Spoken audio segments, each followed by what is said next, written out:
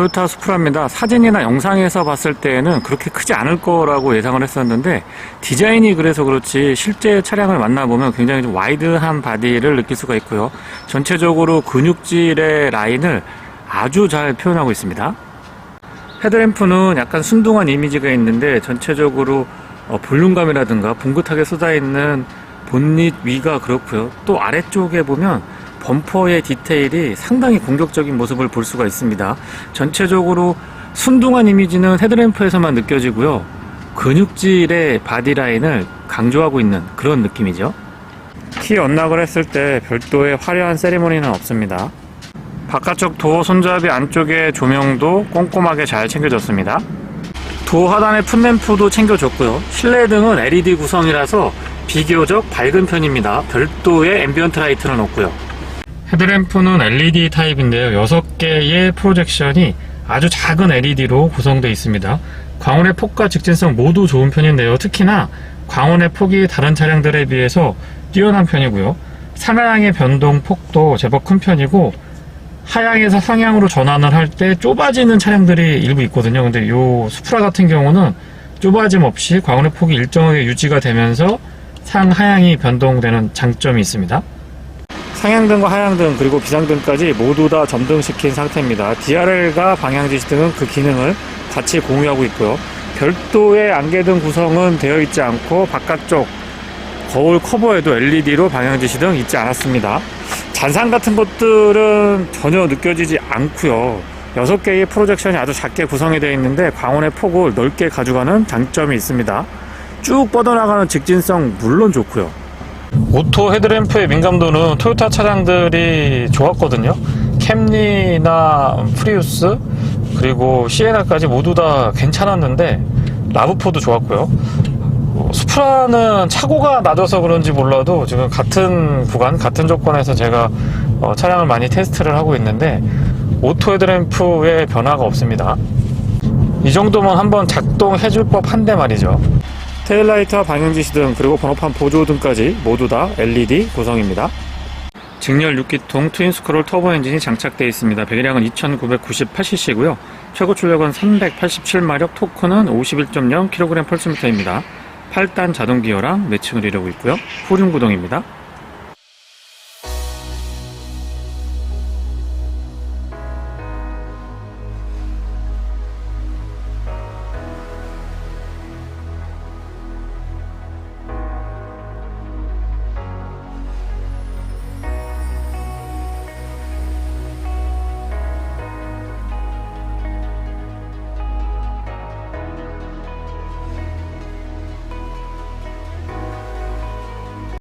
측면 바디라인은 전형적인 스포츠 쿠페의 그것을 제대로 구현해주고 있습니다. 물론 토요타의 2000 GT 예전의 향수를 불러일으키는 라인들도 곳곳에서 보이지만 최근 트렌드에 맞춰서 비례감이나 균형감 같은 것들은 굉장히 공격적인 느낌입니다.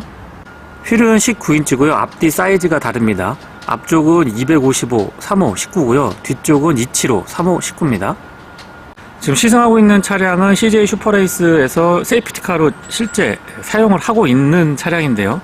아래쪽에 카본으로 스커트도 제대로 되어 있고 도어하고 뒤쪽 휀다로 넘어가는 저런 부분에도 카본 재질을 적극적으로 반영을 해주고 있기 때문에 밖에서 봤을 때 확실히 이 차가 일반적인 범상치 않은 차량임을 알 수 있죠. 거울은 도어에 고정하지 않고 전통적인 방식 A필러 끝쪽에 고정을 하고 있고요. 루프로 넘어가는 이 기둥은 검게 처리를 해주고 있어서 조금 더 입체감을 살려줬습니다. 루프가 되게 특이하게 생겼는데요. 봉긋봉긋하게 양쪽으로 솟아있는 그런 느낌을 가지고 있는데 이 역시도 과거의 스포츠카 토요타가 개발했던 스포츠 쿠페의 그런 라인들을 고스란히 현재 재구현해 놓은 결과물이죠. 주유구는 조수석 측면 휀더에 위치하고 있고요. 뒤쪽입니다. 큼직하게 자리하고 있고 캡을 딱 보면 다시 또 BMW 느낌이 확 나죠. 캡을 많이 돌리지 않아도 되기 때문에 사용이 편리합니다. 휀더가 많이 부풀어져 있기 때문에 언뜻 보면은 테일라이트의 디자인이 좀 날렵하게 되어 있거든요. 그렇다 보니까 실제보다 차가 그렇게 크지 않은 걸로 제가 착각을 했었는데 이 현장에서 보면 굉장히 와이드한 느낌을 받을 수가 있습니다. 특히 앞쪽 뒤쪽 휀더가 강조가 많이 돼 있는 편이고요. 공격적인 스포츠 카페의 전형이라고 말씀드려보고 싶습니다. 뒤쪽으로 많이 날카롭게 솟아있는 스포일러는 카본으로 구성이 되어 있고요. 디퓨저나 범퍼 디자인도 정말 공격적입니다. 뒤에서 보면 다시 말씀드리지만 테일라이트의 디자인 그리고 뒤쪽이 쫄깃하게 올라와 있거든요. 그래서 그렇지 실제 차량을 보면 굉장히 넓습니다.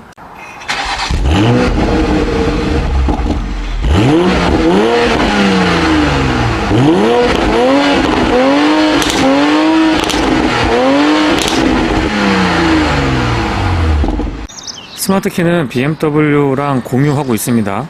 뒤쪽에 토요타 엠블럼을 제외한다라고 하면 똑같고요. 바깥쪽도 손잡이의 스마트키라 언락 기능은 기본으로 적용이 되어 있고 안쪽에 센싱 형태를 띠고 있습니다. 도어는 두툼한 편이고 여닫았을 때 체결감이 굉장히 꽉 잡아주는 느낌이 들어서 안정감이 좋습니다. 프레임리스 타입 도어가 적용이 되어 있어도 스포츠 쿠페의 맛을 잘 살려주고 있고요. 프레임리스 도어 구조에 맞게 유리는 끝까지 깔끔하게 내려가고요. 이중접합 차음유리 뭐 그런 건 아닙니다. 윈도우 컨트롤은 2개 있는데 모두 다 오토 타입 채택을 해주고 있고 사운드 시스템은 JBL입니다. 레버 뒤쪽으로 락, 언락, 스위치 BMW의 전형 그대로고요. 아래쪽에 맥포켓은 굉장히 좁고 사용하기에 솔직히 좀 불편합니다. 버튼을 눌러서 뒤쪽 트렁크 오픈할 수 있고요. 실내는 이렇게 들어갈 때는 이 루프 라인 때문에 좀 좁아 보이거든요. 근데 안쪽으로 들어가서 이렇게 이 헤드룸 공간을 보면은 여유가 좀 있는 편입니다. 헬멧을 사용하고 타더라도 그렇게 좁다라는 느낌은 들지 않고요. 헤드레스트는 일체형이고 날개 부분, 시트 날개 부분이 굉장히 두툼하게 나와 있기 때문에 몸을 아주 잘 잡아줍니다. 이런 부분도 보시면 메모리 2개까지 가능하고 세팅 버튼 있고요. 넘버 서포트도 4A 타입으로 조정이 가능합니다. 안장의 길이 조절은 안 되고요. 기본적인 시트 형상 역시 BMW의 그 느낌이 많이 전달이 되죠. 페달은 오르간 타입이고요. 금속하고 고무가 혼합이 되어 있어서 스포티한 맛을 잘 끌어올려 줍니다. 레버 2번 잡아당기면 본닛 오픈하실 수가 있고요. 이거 역시도 BMW의 방식과 똑같습니다. 틸팅 앤 텔레스코픽은 수동이고요. 4A 조정 가능합니다. 조명 스위치는 버튼 타입으로 구성이 되어 있고요. 스티어링 힐은 3스포크 타입인데 가운데가 조금 두툼하게 처리가 되어 있고 원형을 유지하고 있어서 스포티하면서도 조금 더 클래식한 맛도 잘 살려주고 있는 것 같아요. 시동은 버튼 타입이고요.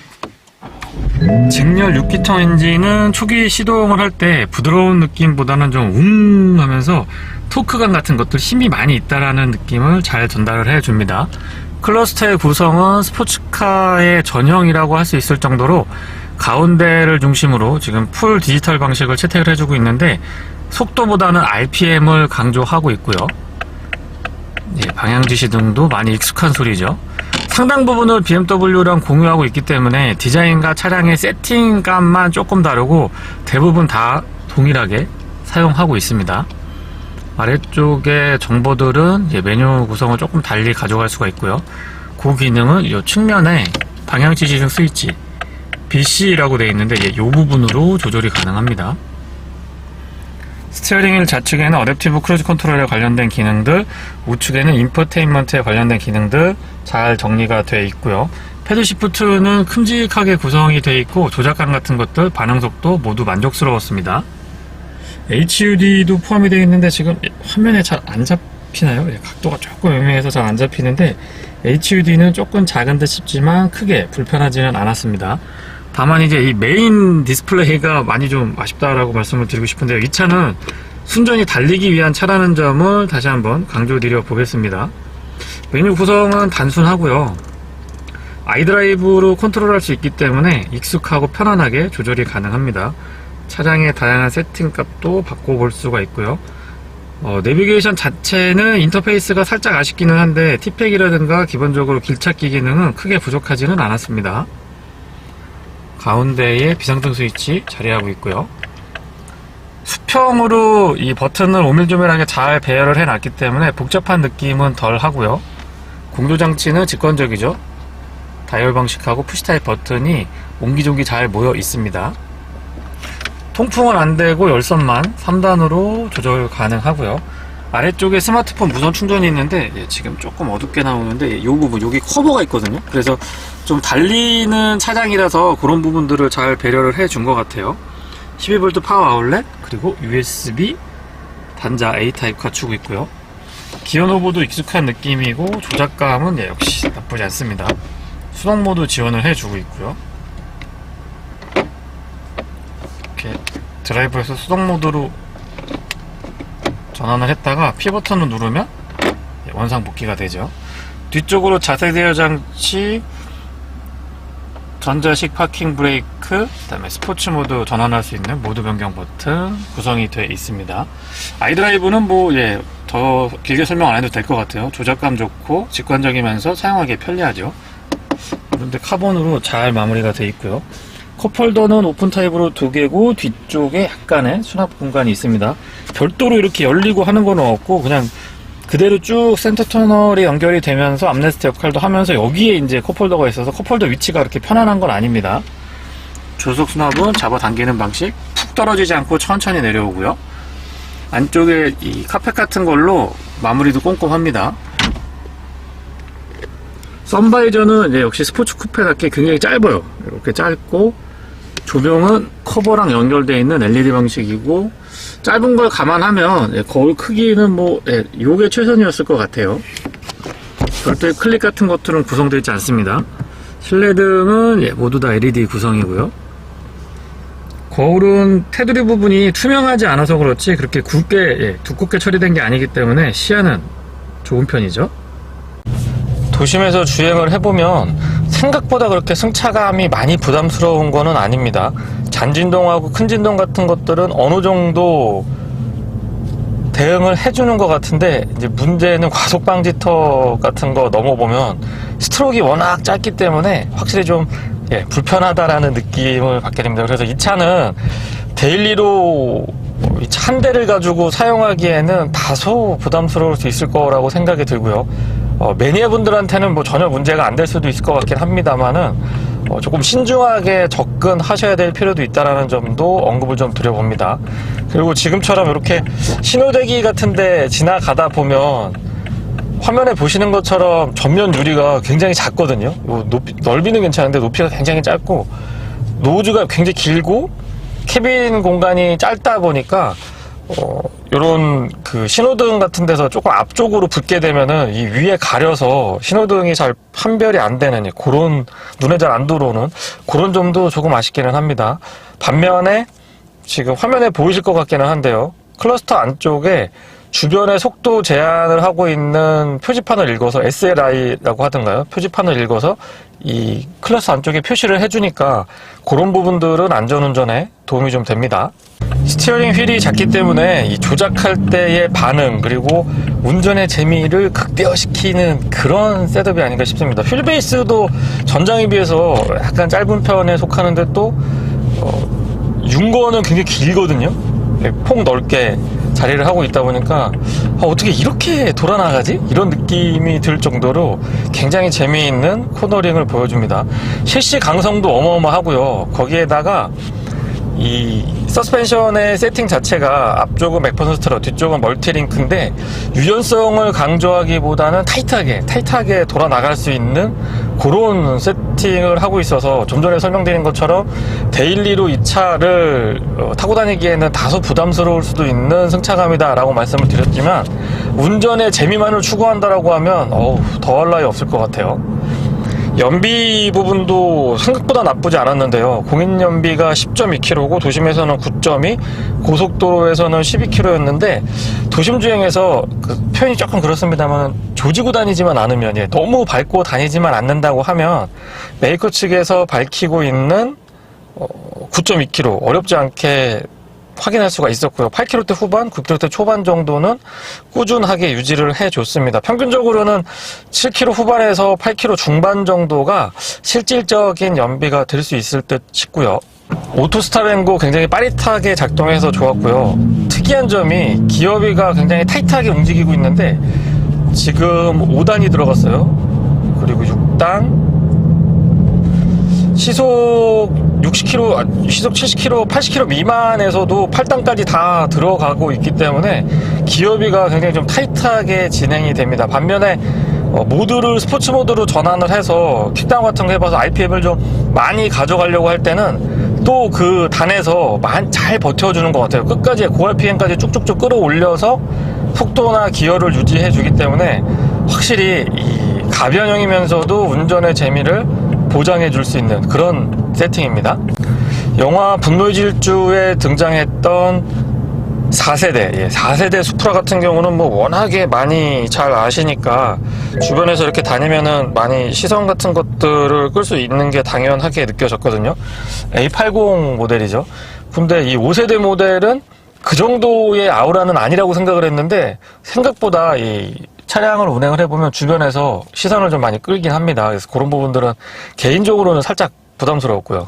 클러스터는 뭐 크기 이 정도면 나쁘지 않은 것 같아요. 집중도도 좋고 스티어링 휠하고 잘 어우러지는데 문제는 이제 이 부분 스프라에서 단점을 이야기하라고 하면 승차감이라든가 뭐 좀 전에 말씀드렸던 몇 가지 것들도 있지만 여기는 정말 어떻게 좀 그렇죠. 10.25인치 와이드 타입 고해상도 정도는 차량 가격대 7천만 원대 후반이거든요. 이 모니터 같은 경우는 물론 뭐 달리기 위한 차량이라서 이게 결정적으로 차를 선택할 때 중요한 요인이라고 할 수는 없을 것 같긴 합니다만은 일반적인 측면에서 보면 그냥 일반적인 접근에서 매니아층이 아닌 일반적인 접근에서 본다면 이 부분은 정말 아쉽습니다. 물론 뭐 터치도 되고 아이드라이브를 사용해서 조작할 수도 있기는 한데 너무 작고 어둡고 해상도가 많이 떨어집니다. 그리고 이 차 시야가 그렇게 많이 좋은 편은 아니거든요. 앞쪽에 본닛이 길고 또 캐빈이 짧고 넓은 차폭을 갖고 있어서 시야가 그렇게 좋은 편은 아니기 때문에 후방 카메라도 어라운드 뷰 같은 거를 넣어줘야 그리고 뒷 거울로 보면은 막 울룩불룩 하거든요. 와이드하게 이렇게 팬더 같은 거가 처리가 돼 있어서 거울 봤을 때에도 또 시야 적응하는데도 시간이 좀 걸리고 시야가 좋은 편이 아니기 때문에 어라운드 뷰나 이런 것들도 조금 적극적이었으면 좋겠고요. 또 다른 건 제가 괜찮습니다. 요것만 뭐 통풍식도 없는 거 괜찮아요. 그런 건 괜찮은데 이 부분은 조금 길게 얘기를 좀 드려봤습니다. 개선이 필요해 보이죠. 드라이브 모드는 노멀, 스포츠, 스포츠 인디비주얼 이렇게 세 가지로 구성이 되어 있는데요. 모드 간의 편차 극명하고요. 기본도 뭐 출중하지만 스포츠 모드로 놓고 킥다운 같은 거 해보면 아드레날린이 순간적으로 솟구치는 느낌이 듭니다. 휠 베이스가 짧고 어떻게 보면은 이 직선 고속주행보다는 와인딩 로드에서 저는 훨씬 더 유리할 거라고 생각을 했는데요. 직선 초고속주행의 안정감도 정말 대단합니다. 순식간에 폭발적으로 치고 나가는 느낌이 굉장히 매력적이고요. 무게 배분이 전후 정확하게 5대5 비율을 갖고 있다 보니까 단단한 셰시의 무게 배분 그리고 낮게 쭉 깔려 나가면서 쭉쭉쭉쭉 앞으로 뻗어 나갈수록에 차가 차분하게 가라앉는 안정감을 전해주기 때문에 이 맛에 스포츠 쿠페를 즐기시는 것 같아요. 순식간에 이 스포츠 모드로 전환하고서는 치고 나가는 이런 느낌은 누구라도 반하지 않을 수 없을 것 같고요. 특히나 이 가슴을 꽉 이렇게 흔들게 하는 직경이 큰 더블배기에서 오는 이 쾌감 같은 것들은 꼭 한번 즐겨보셨으면 좋겠습니다. 대단한데요. 시속 100km는 정확하게 1500rpm에서 구현이 됩니다. 비교적 낮은 rpm에서 기준 속도를 뽑아내고 있기 때문에 연비랑 소음 진동 측면에서 조금 도움을 받을 수가 있고요. 특히나 연비 같은 경우는 달리는 차량이기 때문에 고속주행 연비 크게 기대를 안 했는데요. 80에서 100 정도 크루징을 했을 때 최대 연비는 17.3까지도 간헐적이긴 했습니다만 확인할 수가 있었고요. 평균적으로 13에서 14 정도는 어렵지 않게 유지할 수 있었습니다. 코너링이 정말 재미있으면서도 날카롭고 기민한 움직임들을 보이는데요. 아니 어떻게 이런 코너링이 가능한지 모르겠어요. 후륜구동 차량이어서 다루는데 조금 적응이 필요한 거는 분명합니다만은 코너링에서의 안정감이나 착 차고 돌아가는 이런 느낌 같은 것들이 너무 좋습니다. 자꾸 가속 페달에 이 직진뿐만 아니고 코너링에서도 힘이 들어가는 건 어쩔 수가 없는 것 같아요.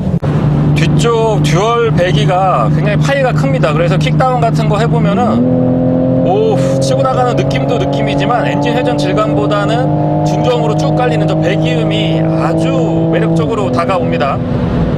수동 모드를 선택을 했을 때의 빠릿빠릿한 느낌, 그리고 수동 모드에서는 조금 더 많이 RPM을 가져가고 있기 때문에 그런 부분에서 운전의 재미도 확실하고요. 오, 이 순간적으로 치고 나가는 느낌들이나 쫙쫙 뻗어나가는 느낌이 확실히 제대로 만든 스포츠 쿠페라는 느낌을 받게 됩니다. 이 차 타보기 전까지는 이 정도일 줄이야 라는 생각은 못 했는데요. 어느 정도 스프라라는 네임밸류가 있기 때문에, 그리고 토요타에서 만들었기 때문에 기대감이 있긴 했습니다만은 이 정도의 반응일 거라고는 생각을 못했습니다. 그리고 이 차의 파워트레인은 BMW의 그것을 활용하고 있는데요. 직렬 6기통 트윈 스크롤 터보 엔진, 거기에 8단 기어를 사용하고 있는데 파워트레인은 두말하면 잔소리겠죠. 그리고 그 파워트레인을 가져와서 토요타에서 2000 GT, 토요타의 2000 GT의 라인을 잘 살린, 과거의 그 라인을 현재로 재해석해서 굉장히 잘 디자인을 했고요. 그래서 보여지는 부분은 외관에서 봤을 때는 토요타고, 실내 타가지고 보여지는 부분은 BMW의 느낌을 좀 받게 됩니다. 저는 아무래도 이 스위치나 배치 같은 것들 때문에 그런 것 같기는 해요. 그리고 동서양의 조화가 되어 있는 차량? 이렇게 좀 표현을 드려보고 싶은데, 정말 어색함 없이 두 브랜드의 특성, 장점들만 잘 추려서 만든 결과물인 것 같아요. 아주 만족스럽습니다. 어댑티브 크루즈 컨트롤은 버튼 하나만 딱 누르면 세팅이 되면서 작동을 하고요. 이 조향보조, 반자율 주행이 필요한 조향보조까지는 지원을 해주진 않습니다. 아쉽지만 그런 부분들은 조금 아쉽기는 한데, 이 차선 이탈 방지까지는 스티어링에도 어느 정도 그 워닝을 주기 때문에 그런 부분들은 안전 운전에 도움이 되고요. 앞차와의 거리 조절은 총 3단계로 이루어져 있고, 단계마다의 이 간격 유지가 비교적 정확한 편에 속합니다. 이 차의 제로백은 4초대인데요. 이 리뷰하면서 이런 차량 곱게 리뷰한다는 거는 굉장히 좀 어려운 일인 것 같습니다. 정말 이 폭발적인 가속력, 그리고 단단한 셰시, 거기에 말도 안 되게 돌아나가는 코너링 같은 경우는 와인딩 로드를 제대로 죽이고, 또 이 차 그대로 그냥 서킷 가져가도 꽤 좋은 랩타임을 기록할 수 있지 않을까 싶습니다.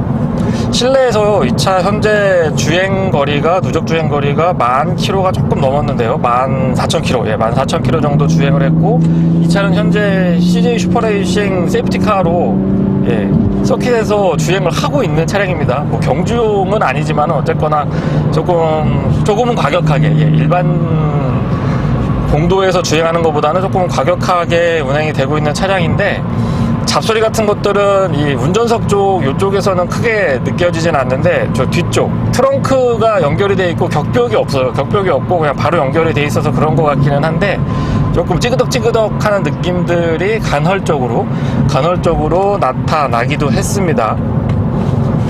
시트 포지션은 굉장히 낮고요. 이 날개 부분 조임을 전동으로 조절할 수 있기 때문에 몸을 굉장히 잘 잡아줍니다. 헤드레스트 일체형인 부분까지는 디자인 면에서 나쁘지는 않은데, 이 차가 생각보다 이 헤드룸 공간 여유가 좋거든요. 디자인이 조금 특이해서 타고 내릴 때 측면이 좀 걸리고 약간 몸을 쭈그려서 이렇게 우겨 넣었다가 꺼냈다가 해야 되는 그런 것들은 살짝 아쉽기는 한데, 헤드룸 공간의 여유도 굉장히 좋은 편입니다. 이 헤드기어 같은 거 쓰고 여유가 좋아서 헤드기어 써도 루프가 거슬리는 거는 없을 것 같은데, 이 일체형 헤드레스트가 좀 튀어나와 있는 편이기 때문에 자세가 약간 애매할 수는 있고요. 수동 모드로 하고 RPM을 조금 많이 가져가 보면서 놓으면은 중간에 퍼벅퍼벅 하면서 팝콘백이 터지는 그 소리, 그런 것들도 느낄 수가 있습니다. 이 자동 모드에서도 반응이 정말 매력적인데요. 수동 모드 선택을 했을 때의 반응은 앞에 운행했던 차량과 완전히 다른 성격이라고 설명을 드릴 수 있을 정도로 차 얌전히 불기가 너무 힘든 것 같아요. 브레이크 같은 경우는 초반부터 꽂히는 그런 느낌을 줍니다. 차량이 워낙 달리기 성능이 출중하다 보니까 그에 준하는 브레이크 성능을 갖춰주고 있고요.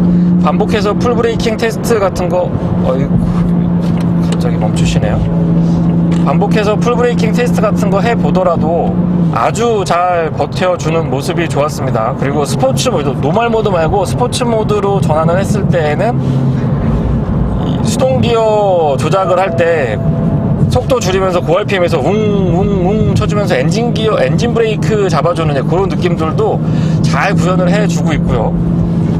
후륜구동 차량인데 뒤쪽이 흐른다는 느낌은 그렇게 많이 들진 않습니다. 타이어가 미쉐린 PSS 슈퍼스포츠가 끼어 있는데 그 부분도 좀 영향을 주는 것 같기는 해요. 연비가 나쁜 편은 아니다라고 말씀을 드렸습니다만은 연료 탱크가 51리터인가요? 52리터 정도이기 때문에 글쎄요, 배기량을 감안을 해보면 탱크가 그렇게 크다라고 할 수는 없습니다. 물론 이 스포츠 쿠페가 연료 탱크를 크게 가져가야 될 일은 없죠. 하지만 달리는 성향? 차량을 어떻게 운행하시느냐에 따라서는 주유를 조금 자주 해야 될 수 있는 상황이 빨리 올 수 있습니다. 스트로크가 짧고 이 잔진동 같은 것들을 잘 잡아주기 때문에 오히려 고속도로 주행을 하면 피로도가 그렇게 높은 편은 아닙니다. 그리고 지금처럼 약간 울렁울렁하는 요런 길을 다닐 때에도 차량이 잘 버텨주니까 그렇게 피로도가 높지는 않지만은 좀 충격이 커지게 되는 구간, 그리고 노면이 많이 갈라져 있는 구간에서는 일반적인 차량들에 비교를 하면은 피로도는 조금 많이 올라올 수 있습니다. 코너링 같은 거 해보면 이 셰시나 서스펜션 세팅보다도 무게 배분이 정확하게 5대5로 돼 있다 보니까 그런 데서 오는 균형감 같은 것들 순간적으로 이렇게 딱 잡히는 그런 느낌들이 너무 재미있고 좋았던 것 같아요. 네, 이상 토요타 스포츠 쿠페 수프라, GR 스프라의 시승기를 마치겠습니다. 고맙습니다.